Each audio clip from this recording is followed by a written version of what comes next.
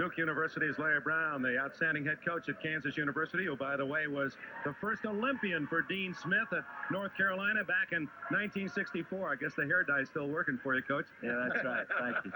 Your team has been outstanding this year. We want to talk about Kansas in a moment. But first, let's go back, you two coaches, the importance of that final play of the first half. Here is Carolina with the ball, a chance to take the lead. Instead, Amaker with a steal gives Duke a 3-point margin.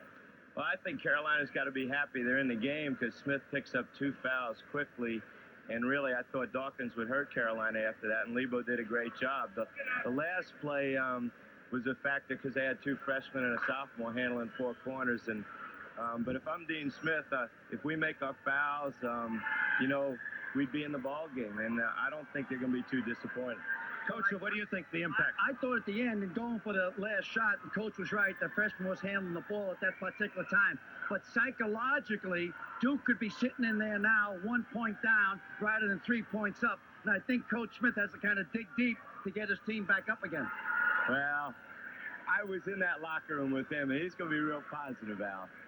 Let's talk about your team for a moment, Kansas. I know the folks watching there in the great Midwest are saying, hey, we're rooting for Carolina today because if Duke loses, they'd like to finish the regular season #1. You've had a great year.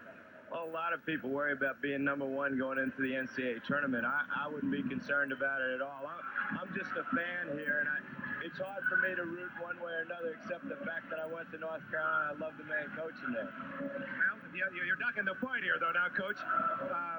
Your people want to be #1. I mean, they want Jayhawks to see Kansas #1 in that weekly poll. You're saying you don't care?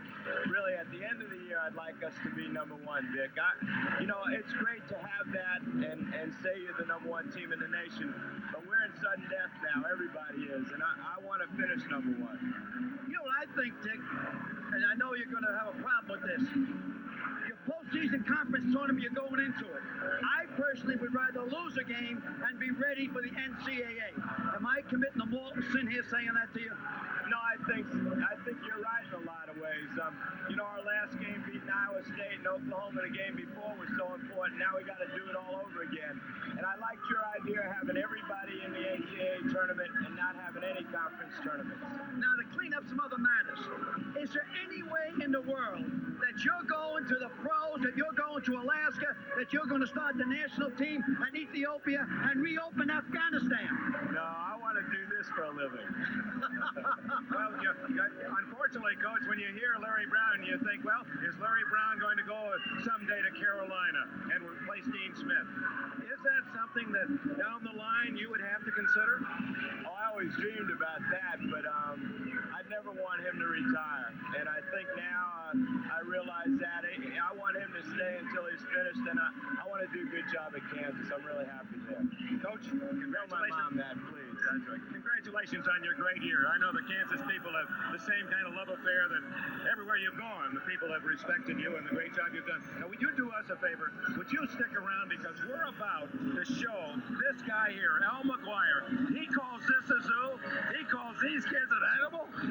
Well, stay with us. Al McGuire makes his presentation to the academicians here at Duke in a moment.